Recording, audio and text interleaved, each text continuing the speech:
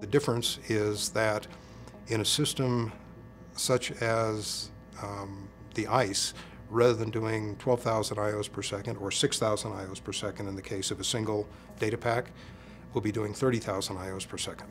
You can almost look at it as an array that has cache in it.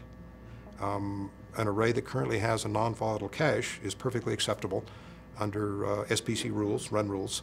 The issue there is you have to ensure that there's enough of a ramp-up time so that you fully populate the caches, so you don't end up with transients where the cache is starting to load or overflowing and whatnot.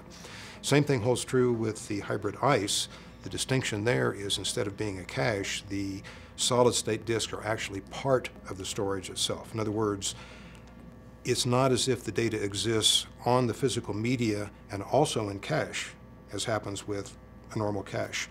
Instead, the data is physically moved from the media, no longer exists on the media, and now exists on the solid-state disk. So conceptually, it's not the same as having physical disk and solid-state disk. The two are really merged together as one, with the hot data placed on the solid-state disks or moved off of it as necessary. Essentially, the right data in the right place at the right time is the philosophy behind hybrid ISE. What we're doing is letting the storage itself figure out what the hot data is and moving it over automatically. You can, as an example, run SPC1 on a hybrid ISE, and you'll get your 30,000 IOs per second.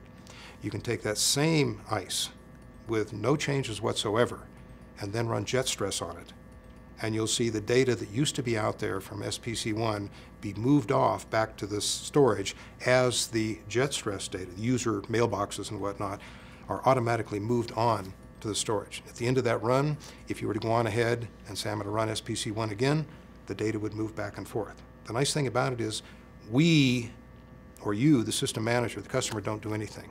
The algorithms within the ISE itself will take care of moving the data back and forth as appropriate.